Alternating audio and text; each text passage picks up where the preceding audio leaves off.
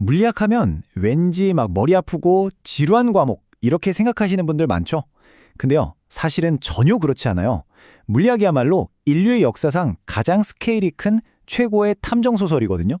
이 거대한 우주라는 미스테리를 단서 하나하나 찾아가면서 풀어내는 정말 기가 막히게 흥미진진한 이야기란 말이죠. 아니 근데 왜 물리학은 그렇게 어렵게만 느껴질까요? 다들 한 번쯤은 이런 생각 해보셨을 거예요. 그쵸? 뭐랄까, 우주를 움직이는 법칙이라는 게 너무 거대하고 복잡하니까 시작하기도 전에 괜히 주눅이 되는 거죠. 그렇게 느껴지는 이유가 있어요. 왜냐면 물리학이라는 게 인류가 이 우주라는 어마어마한 미스터리를 단서 하나씩 정말 한 걸음씩 풀어가는 그 이야기, 그 자체이기 때문이에요. 단순히 어려운 게 아니라 정말 거대한 퍼즐을 맞춰나가는 여정인 셈이죠. 자, 그럼 지금부터 현실을 이해하기 위해 인류가 어떤 위대한 발견들을 해왔는지 그 여정을 함께 떠나보시죠. 자, 그 이야기의 첫 번째 장을 열어볼까요? 바로 우리 주변, 우리의 일상을 지배하고 있는 어떻게 보면 가장 상식적이라고 할 수 있는 물리학의 세계로 들어가 보겠습니다. 아주 오랫동안 말이죠. 사람들은 아리스토텔레스의 생각을 철석같이 믿었어요.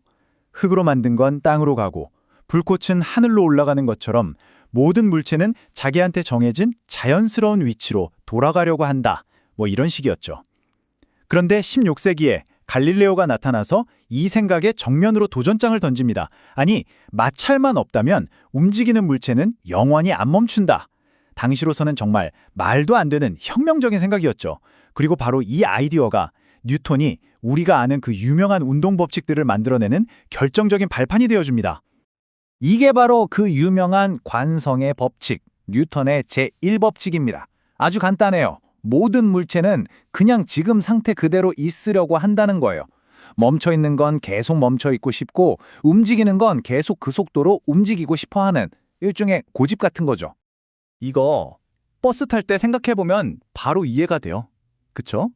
버스가 갑자기 붕 하고 출발하면 내 몸은 난 가만히 있을 건데 하면서 뒤로 확 쏠리잖아요. 반대로 잘 가다가 급정거하면 이번엔 내 몸이 난 계속 갈 건데 하면서 앞으로 훅 쏠리고요. 이게 전부 관성 때문이에요. 이렇게 관성은 우리 일상 아주 깊숙한 곳에 자리 잡고 있답니다. 자, 그럼 어떤 물체가 가만히 있으려는 그 고집을 꺾고 움직이게 하려면, 즉 힘을 가하면 어떻게 될까요? 그게 바로 뉴턴의 제2법칙. 아마 들어보셨을 거예요. F는 ma, F는 힘, M은 질량, A는 가속도. 이게 무슨 말이냐면요. 텅 빈 쇼핑카트랑 물건 가득 실은 쇼핑카트를 생각해 보세요. 똑같은 힘으로 밀어도 텅 빈 카트, 즉 질량 M이 가벼운 녀석은 슝 하고 빠르게 나가고 가속도 A가 크고 꽉 찬 카트, 질량이 무거운 녀석은 낑낑대면서 겨우 움직이잖아요. 바로 그거예요. 이 간단한 공식 하나가 세상 모든 움직임의 변화를 설명하는 핵심 규칙인 셈이죠. 자, 여기까지는 좋았어요. 뉴턴의 법칙으로 눈에 보이는 세상은 거의 완벽하게 설명이 됐거든요. 그런데 여기서부터 이야기가 아주 흥미로운 예상치 못한 방향으로 흘러가기 시작합니다. 과학자들이 눈에는 보이지 않는데 분명히 존재하는 아주 이상하고 신비한 힘들을 발견하기 시작한 거죠. 처음에는요, 전기랑 자기, 이 둘은 완전히 별개의 미스터리 사건처럼 보였어요. 근데 단서들이 하나씩 나오기 시작하는 거예요. 1820년에 웨르스테드라는 과학자가 강의를 하다가 정말 우연히 전류가 흐르는 전선 옆에 뒀던 나침반 바늘이 휙 돌아가는 걸 발견해요. 이게 첫 번째 결정적인 단서였죠. 전기가 자기를 만드네? 그리고 11년 뒤에 패러데이가 반대로 그럼 자석을 움직여서 전기를 만들 수도 있지 않을까? 하고 끈질기게 실험해서 선봉해냅니다. 전자기 유도 현상이죠. 그리고 마침내 탐정 맥스웰이 등장해서 이 흩어져 있던 모든 조각들을 딱 모아서 4개의 정말이지 너무나 아름다운 방정식으로 이 두 힘을 완벽하게 하나로 묶어버립니다. 그런데 말이죠. 맥스웰이 이 두 힘을 수학적으로 통합하다가 정말 과학 역사의 길이 남을 엄청난 유레카의 순간을 맞이하게 됩니다. 그냥 방정식들을 풀고 계산을 하고 있었을 뿐인데 갑자기 그 계산 결과에서 현실 세계에 존재할 법한 어떤 정체불명의 파동이 불쑥 튀어나온 거예요. 이론이 먼저 현실에 뭔가가 있을 거라고 예측을 해버린 거죠. 그래서 맥스웰이 계산을 해봤어요. 이 파동 대체 얼마나 빠르지? 그랬더니 바로 이 숫자가 나왔습니다. 초속 약 30만 킬로미터. 이 숫자를 본 당시 물리학자들은 정말 소름이 돋았을 거예요.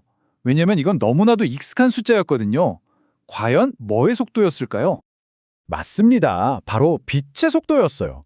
한번 생각해 보세요. 아무 상관도 없어 보였던 전기랑 자기를 연구하는 방정식에서 뜬금없이 인류가 아주 오래전부터 측정해왔던 바로 그 빛의 속도가 튀어나온 겁니다. 이건 정말 완전히 다른 세계라고 생각했던 것들이 사실은 하나였다는 걸 깨닫게 된 그런 엄청난 순간이었죠. 결론은 그야말로 충격적이었습니다. 우리가 매일 보고 느끼는 그 빛이라는 것의 정체가 다름 아닌 전기장과 자기장이 서로 춤을 추면서 공간을 퍼져나가는 파동, 즉 전자기파였다는 거죠.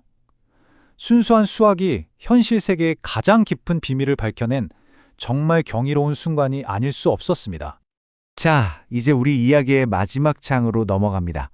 지금까지 쌓아 올린 이 아름답고 완벽해 보였던 고전 물리학의 성이 아주 작은 눈에 보이지도 않는 세계에서 나온 발견들 때문에 와르르 무너져 내리는 그런 이야기입니다.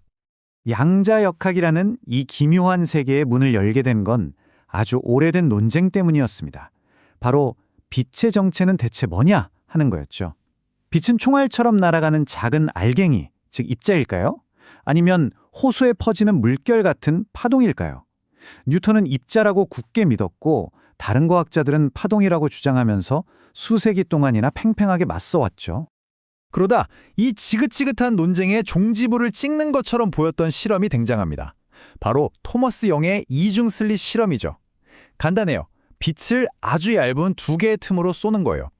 만약 빛이 총알 같은 입자라면 스크린에는 그냥 구멍 두 개 모양으로 자국이 남아야겠죠? 그런데 웬걸? 스크린에는 여러 개의 밝고 어두운 줄무늬가 나타난 겁니다. 이런 간섭무늬는요, 물결 같은 파동이 두 틈을 동시에 지나가서 서로 합쳐지거나 상쇄될 때만 생기는 현상이거든요. 이걸로 게임 끝! 빛은 파동이다. 이렇게 결론이 나는 듯 했습니다. 하지만 바로 여기서부터 양자역학의 진짜 기묘한 반전이 시작됩니다. 과학자들이 이런 생각을 한 거예요. 좋아, 빛이 파동인 건 알겠어. 그럼 누가 봐도 총알 같은 입자인 전자로 이 실험을 하면 어떻게 될까? 그것도 전자를 막 퍼붓는 게 아니라 딱 한 알씩 한 발 한 발 정성스럽게 쏘아서 말이죠. 그 결과는 정말이지 우리의 모든 상식을 산산조각 냈습니다. 분명히 전자를 딱 하나만 쐈는데도 스크린에 찍힌 결과를 모아보니 놀랍게도 파동처럼 간섭무늬가 나타난 거예요. 이게 무슨 뜻이겠어요? 전자 한 알이 마치 분신술이라도 쓰는 것처럼 두 개의 틈을 동시에 지나가서 자기 자신과 간섭을 일으켰다는 얘기밖에 안 되는 겁니다. 입자가 파동처럼 행동하는 이 말도 안 되는 파동-입자 이중성이 발견된 순간이었죠.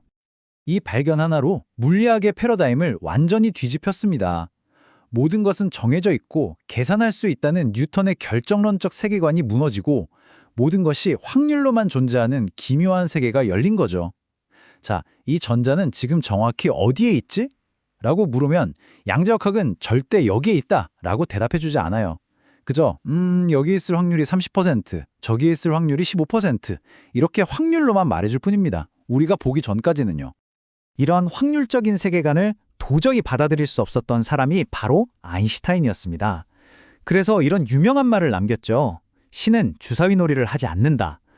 우주가 어떻게 동전 던지기 같은 확률로 돌아갈 수 있냐는 고전 물리학의 마지막 자존심 같은 외침이었죠. 이 말에 대해 양자역학의 대부였던 닐스 보어가 이렇게 재치 있게 받아쳤다고 하죠. 아인슈타인, 신이 뭘 할지 말지 당신이 정하지 마시오. 양자역학이라는 새로운 세계관이 결국 승리했음을 보여주는 아주 유머러스한 한마디입니다. 자, 그럼 이렇게 이상하고 기묘하게 짝이 없는 양자역학 이야기가 지금 우리랑 대체 무슨 상관이냐고요? 놀라지 마세요. 여러분이 지금 손에 들고 있는 그 스마트폰, 이 이야기를 보고 있는 컴퓨터나 TV 화면, 그 안에 들어있는 반도체 칩이 바로 이 양자역학의 원리 없이는 절대 만들어질 수 없는 것들입니다. 세상에서 가장 비상식적인 과학이 역설적으로 가장 현대적인 기술 문명을 가능하게 한 셈이죠. 우리가 매일 겪는 일상적인 움직임에서부터 시작해서 눈에 보이지 않는 힘들의 세계를 거쳐 마침내 현실 자체가 확률이라는 기묘한 본질에 이르기까지 어떠셨나요? 물리학의 이야기는 결국 우리는 누구이고 이 세상은 대체 무엇인가? 라는 가장 근본적인 질문에 대한 인류의 대답 찾기 여정입니다. 그리고 그 위대한 탐정 이야기는 지금 이 순간에도 계속되고 있습니다. 어쩌면 또 다른 미스터리가 바로 우리를 기다리고 있을지도 모르죠.